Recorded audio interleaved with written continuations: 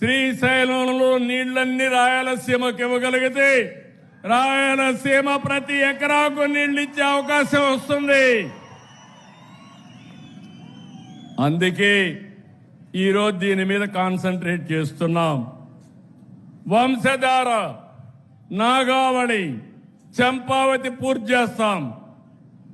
మీరు గుర్తుపెట్టుకోండి, నా జీవితాశయం శ్రీకాకుళంలో నీళ్లు ఎక్కువ వర్షం పడితే ఆ నీళ్లు అనంతపురికి రావాలి.